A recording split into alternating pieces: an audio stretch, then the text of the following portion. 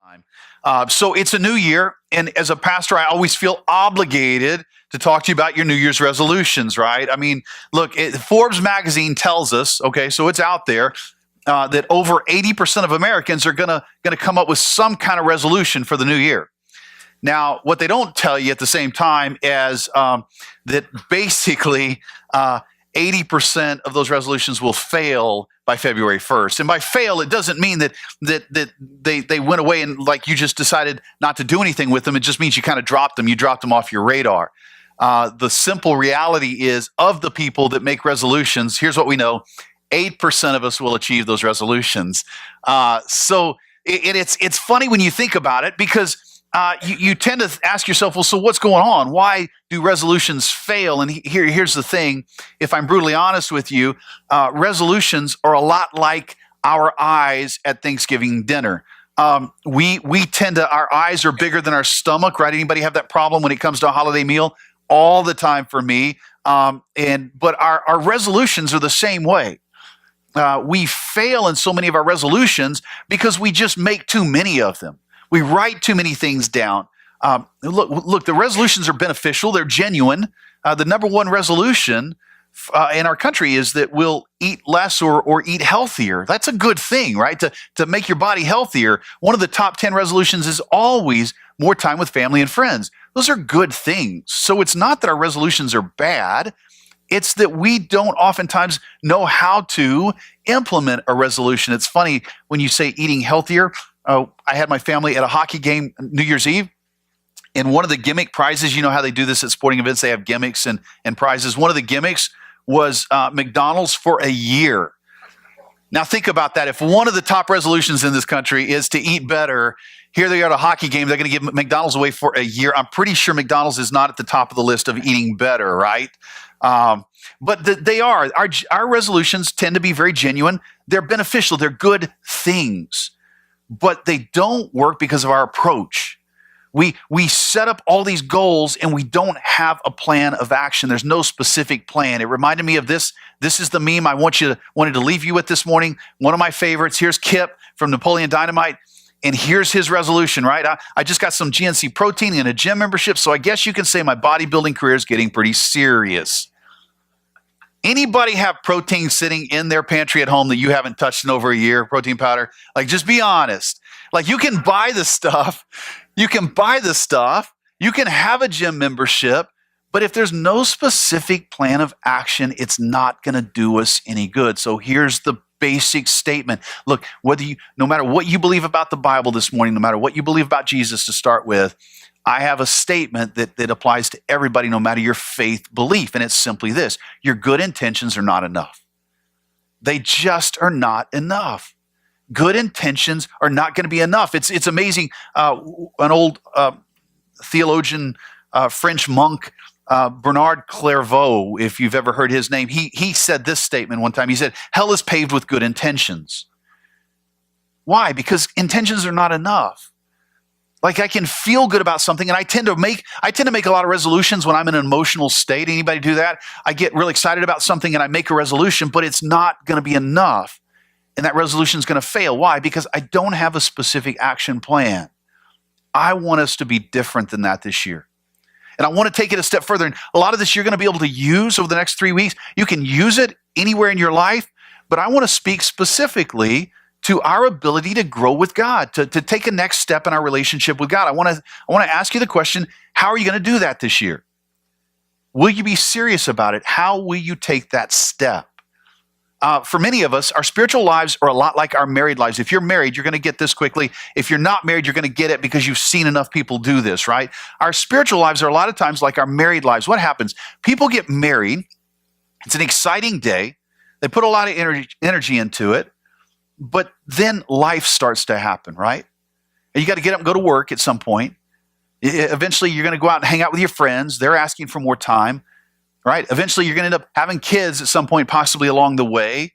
And I don't know if you know this, but kids, they like to eat, so that takes time and energy. And then they want their friends to come over. Then they got to do homework, and there's presentations and all this stuff. And then they got to have the right clothes. You got to go shopping. And then, by the way, they got to eat again.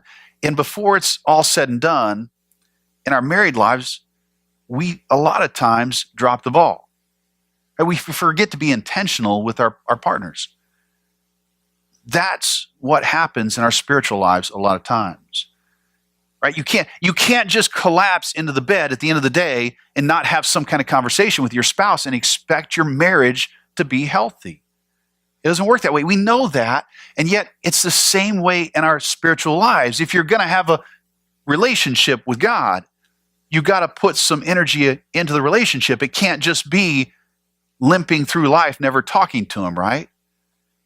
And when Sue and I do premarital preparation conversations with couples, we will tell them all the time, there is one way we can help you measure whether or not your marriage is going to be successful. It is very simple. And it doesn't even start necessarily with the Bible. I know that sounds like heresy coming from me, but it's this one issue that is grounded in the scriptures. But here it is. It's whether or not you can communicate. If you can't communicate, you're not going to have a very good marriage. It's not going to be healthy. And if you don't communicate with God, your spiritual life's not going to be healthy either. Now, when I say communication, here's the problem. There's two components to communication. I'm going to talk about one today more than the other. Right? One is simply that we let people know who we are. Right? That we want to give them information about us. But see, communication is not just telling. Communication is this. Write this down. It's an exchange of information.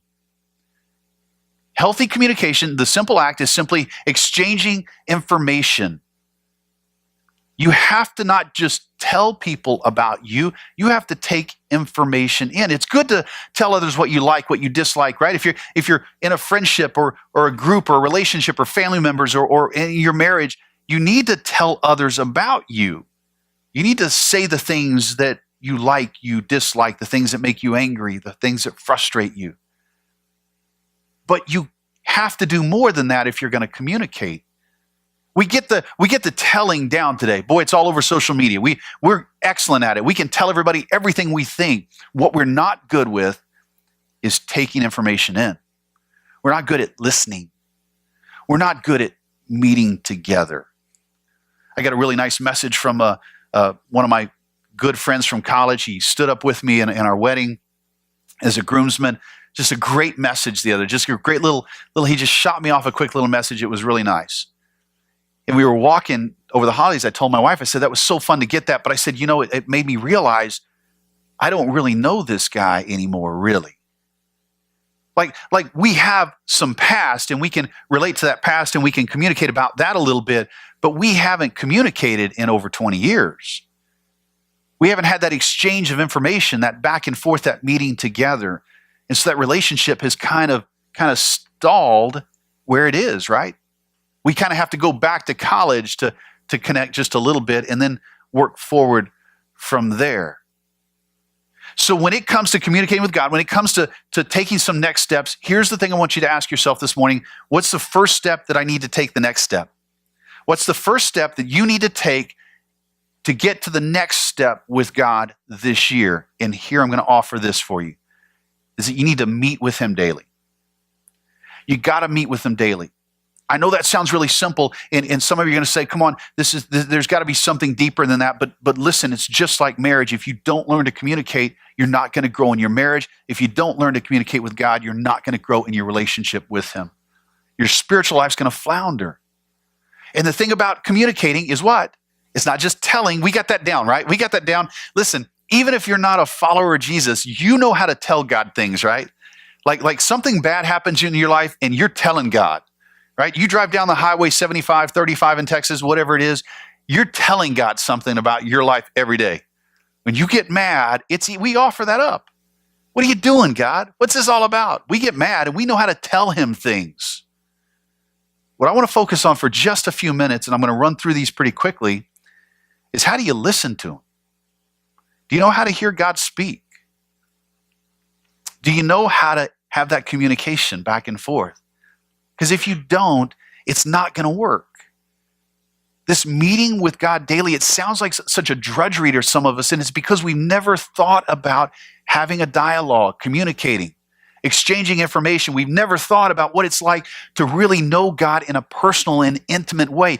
God sits in the Bible, on the book of our shelf at home, or possibly in the back of your car, if you still keep your Bible in the back of the window in the car or whatever, or in the trunk where you throw it in every Sunday. I don't know. But God sits a lot of times for most of us in some little space, and we don't communicate, we don't exchange information, and we don't grow. And then we wonder why God seems so distant. All right? So if we're going to meet with God daily, how do we learn to hear from him better? We know how to tell him things. That's easy. We got that down. How do we learn to hear from him better? How does God speak? The first thing I want you to write down is this: that God speaks all the time through his creation. God speaks continually through his creation. I'm going to hit several of verses that Paul wrote.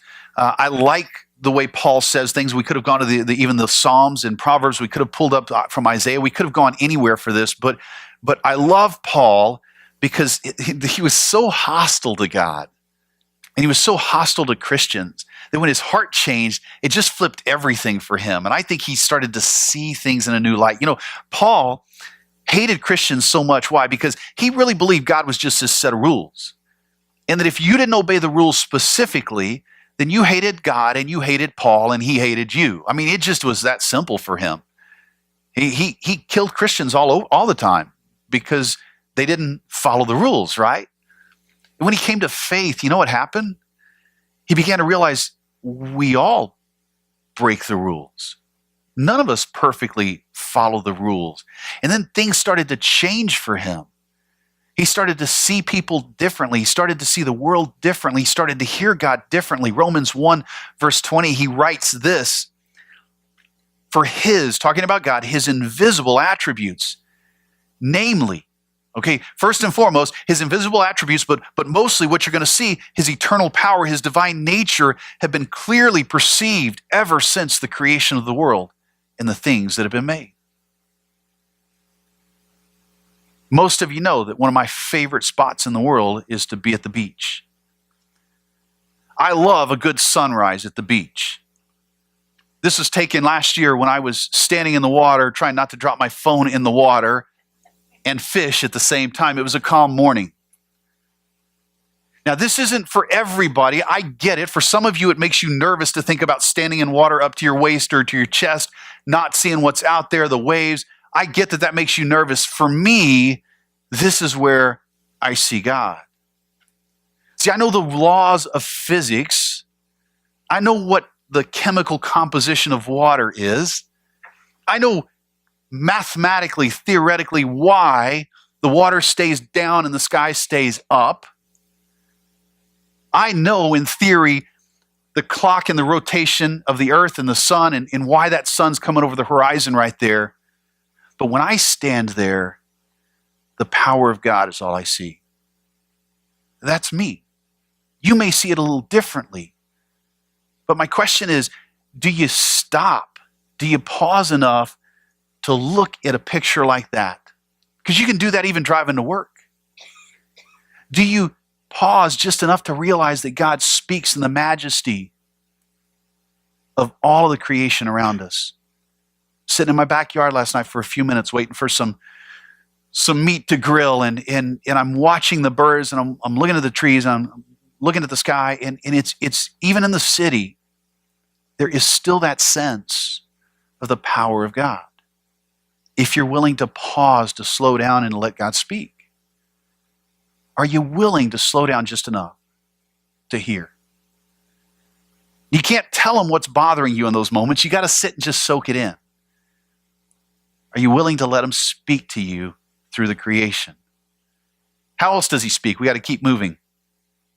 God will also speak through our conscience. Now, this gets really more subjective for some people, and this is harder sometimes to define. And we're going to culminate this morning in one big area, and we're moving a direction. So all of these things have to be checked.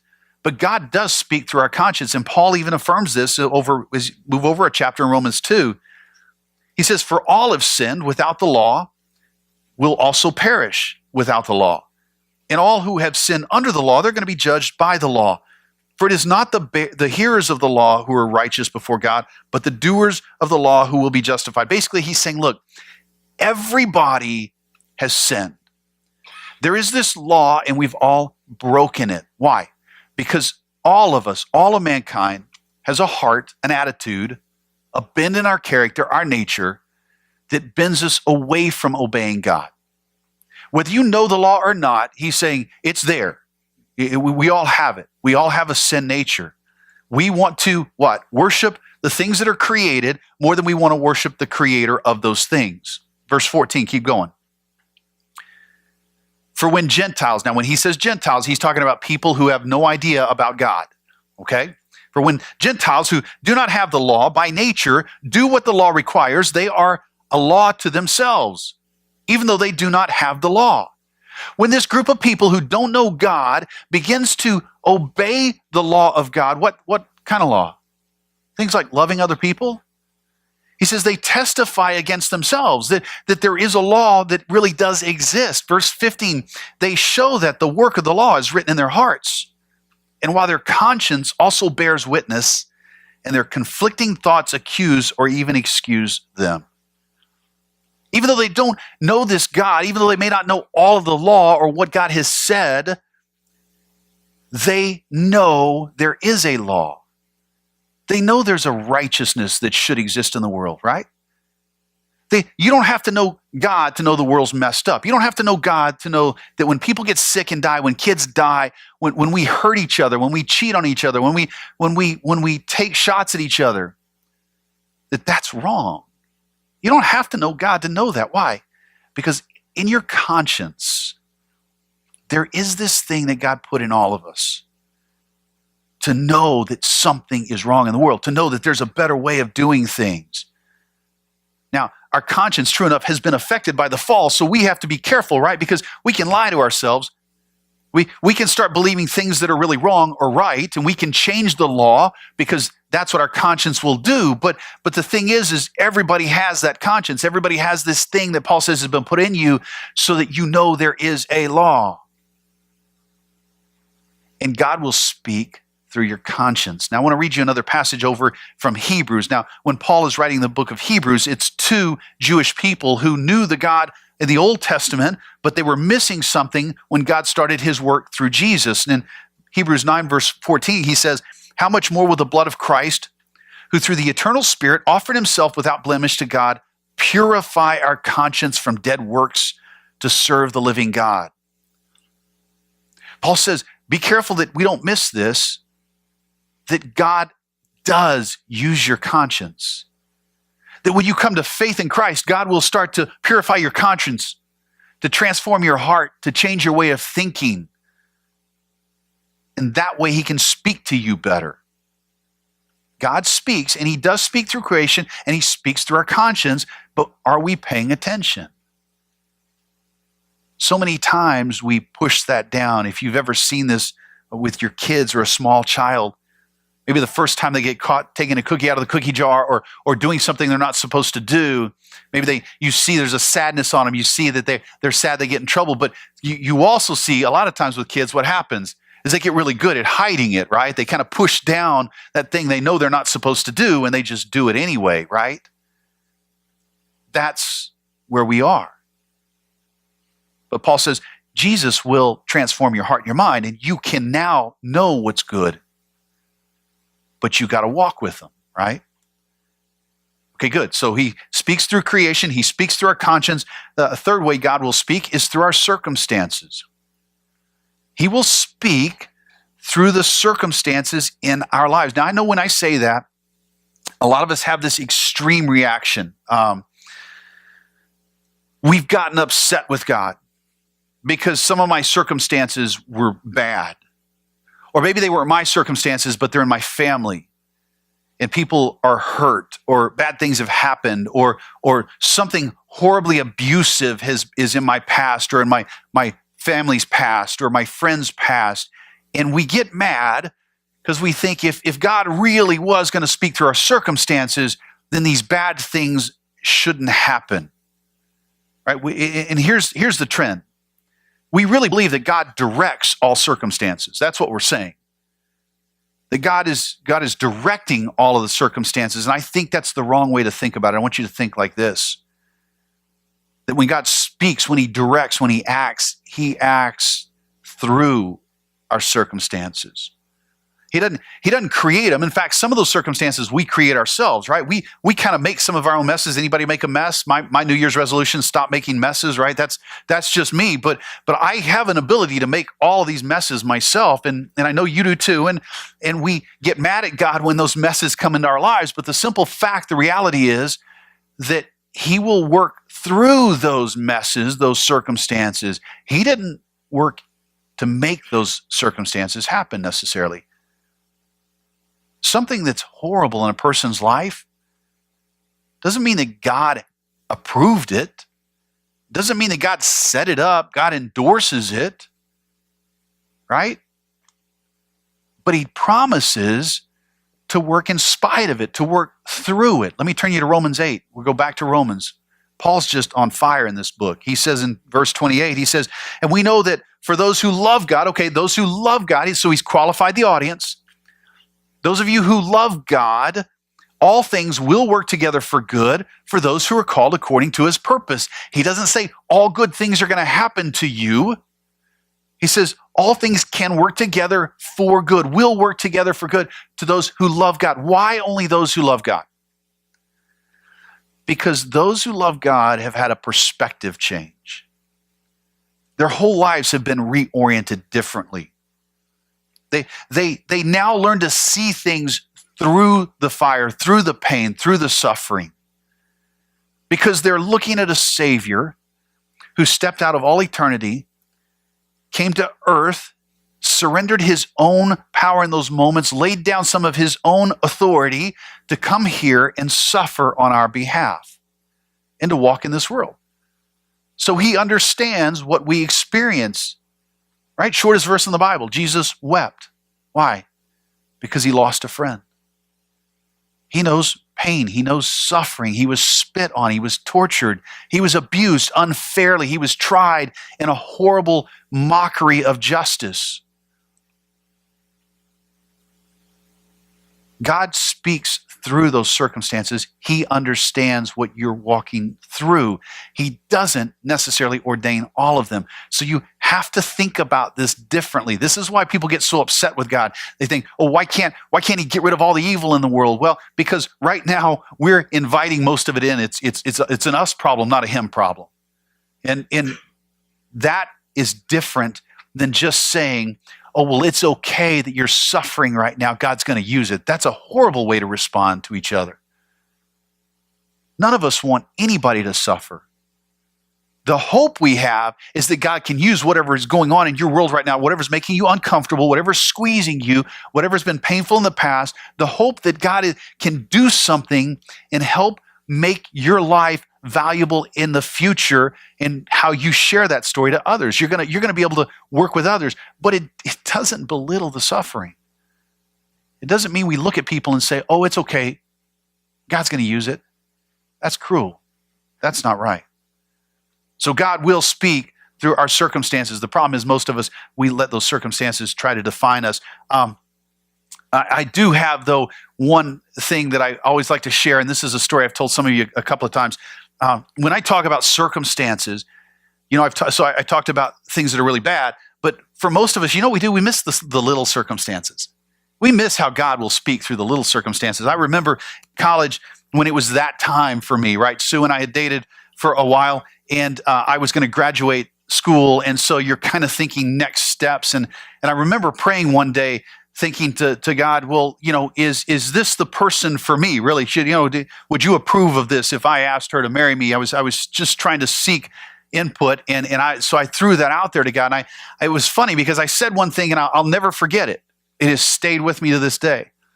I said, God, it seems a little odd that I could even get engaged right now because I don't have any money for a ring. So if that's like something that's involved in an engagement process, and gentlemen, if you don't know this, it is something that's involved in an engagement process. And the bigger the diamond, the better. You learn this. But I said, I don't have that. And it was not 10 days. And I get a phone call from home, and my mom is saying, hey, by the way, your dad wanted me to remind you, you've got this account you set up when you were like in elementary school. And I remember the day we walked into this little bank and set up this account. And I don't know what I had. We put a little bit of money in there. And this money had ballooned and grown and was now the exact amount that I would use to pay for a ring. That circumstance to me, see, I walk with that every day. Things get tough in marriage, I remember that. God will speak through circumstances. It's not the only way he speaks, and sometimes we got to be careful, right? But he can speak through those circumstances. Fourth way, God will speak. He will speak through other Christians. This is something that we're devoid of. When I say devoid, I say we are not very good at making this a priority. You know, when Jesus left this earth, he left 11 disciples, one washed out, a few hundred followers, and he went and left them a very specific command. In 1910, here are the numbers. He went from a few hundred, a couple thousand years ago. In 1910, there were 600 million professing Christians in this world. 1910. In 2010, 100 years later, there were 2.9 billion Christians in the world. Now, folks, that gives a whole new definition to going viral. I mean, I get likes and clicks and all that kind of stuff, but show me somebody that's gotten 2.9 billion clicks on a video, right? God is working through other people. I wanted to read you something. This is from our big give. Right before the holidays, we asked and collected money to give away for certain ministries. And part of the money, we said we want to go to this one location, and we just want to hand out some money to people who don't even know we're coming there. And a few days, week or so later, this came in the mail.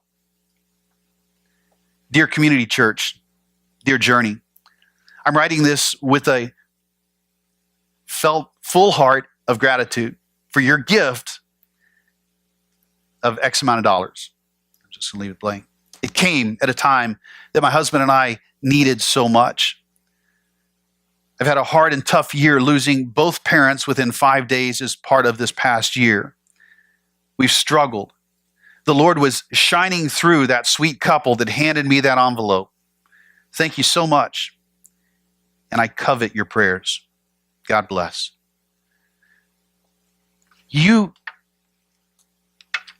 I will miss so many times God speaking through other people. We don't see it. Those little things. So part of me encouraging you is, look, we want to all sit around, right? What did I say a while ago? When we communicate, we like to tell everybody stuff. But maybe we need to start hearing. What's it look like to sit at work, to go to the office, to go to the meetings, to go up to your kid's school, and to constantly be asking God, who can I speak to? And it may mean something and it may mean nothing. I don't know, but you'll never know unless you allow yourself to be the voice of God. God speaks through Christians. He speaks through other people. Are you aware of that? Is that part of your daily routine to pay attention to that kind of thing? So he speaks through creation. He speaks through conscience. He speaks through circumstances. He'll speak through other people. Fifth, he will speak definitely through the Bible. Notice how these are culminating, and they're moving a direction because they're actually getting more concrete. All of these are great ways for God to speak, but we still have to have a concrete way of discerning things. Why? Because if we don't, we can just decide for ourselves if the circumstance is from God or not, right? We can decide that pay raise because of some promotion that comes across your desk. You know, that might be of God. It might not be. I don't know. It might be how God is going to provide for you and your family in the future. It might be, though, a way that you get distracted from your family and is detrimental and harsh and not good for your family, not healthy. And maybe God is not wanting you to take that promotion. You say, but why would something good come across my desk if God doesn't want me to take it? Because he's just teaching you to listen to him. So we need standards. We need to talk to other people. We need several of these things to happen to begin to affirm what God is saying in our lives. And as we get to the end of the last two pieces of this list, this is where it gets more concrete. First, that God speaks through the Bible.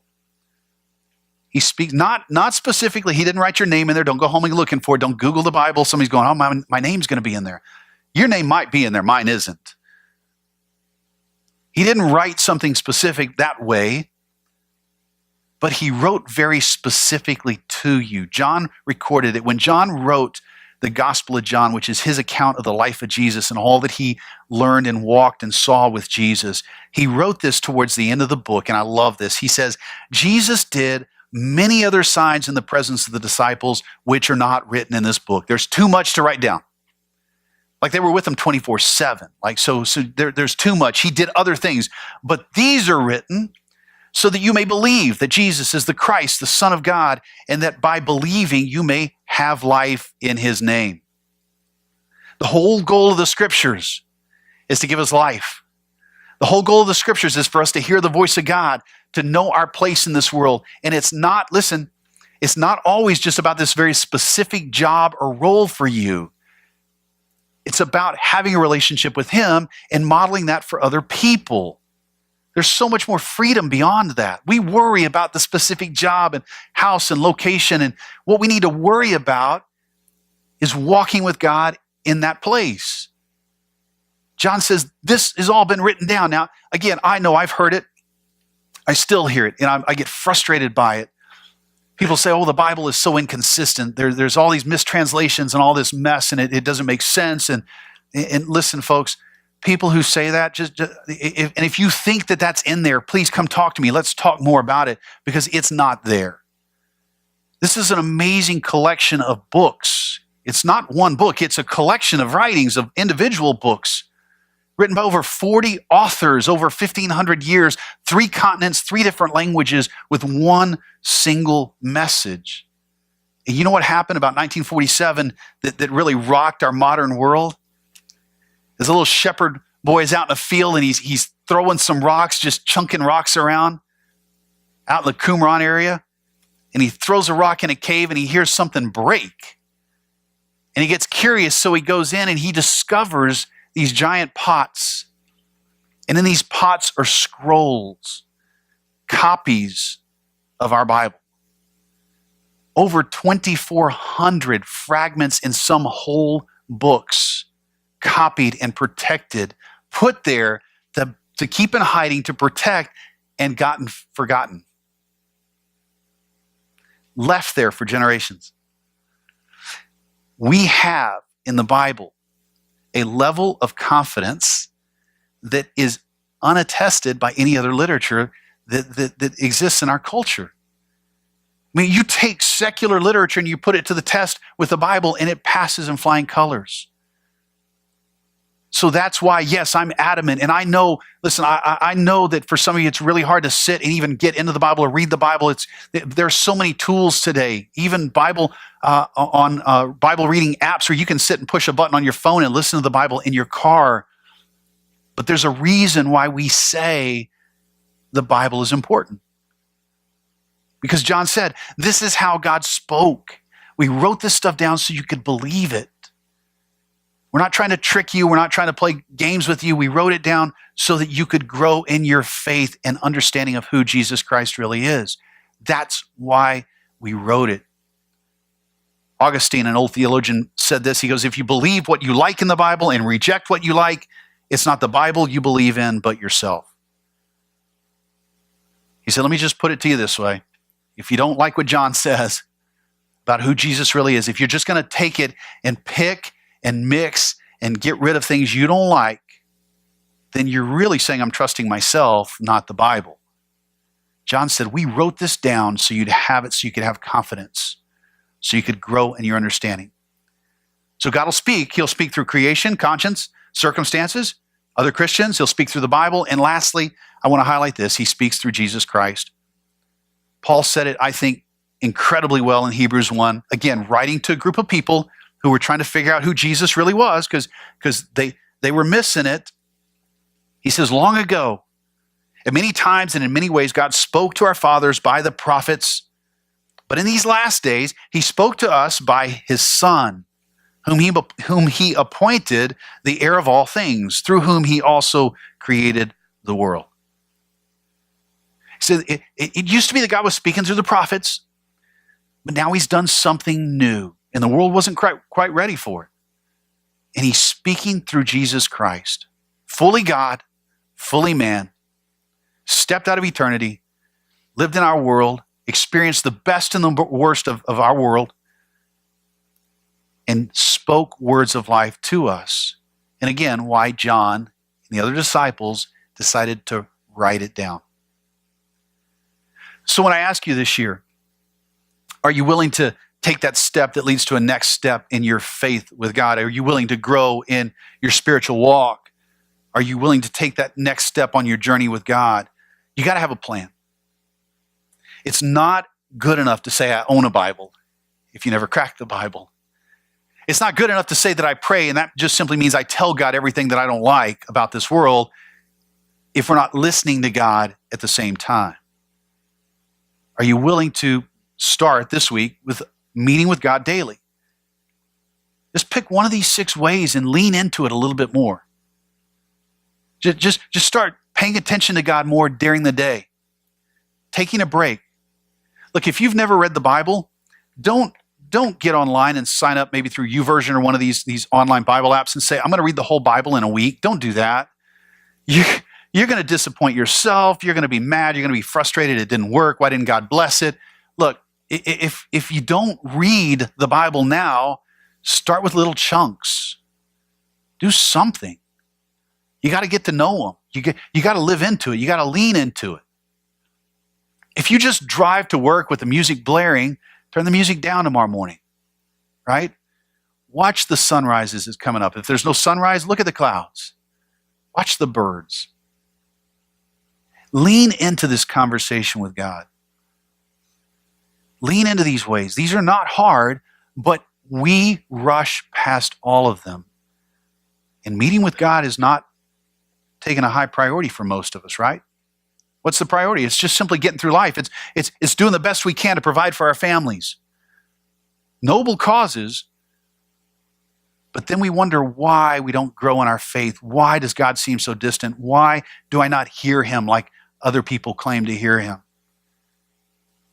Are you willing to take this first step? Meet with God daily. Begin now. Lean into one of these ways. Ask God to let Him hear you more.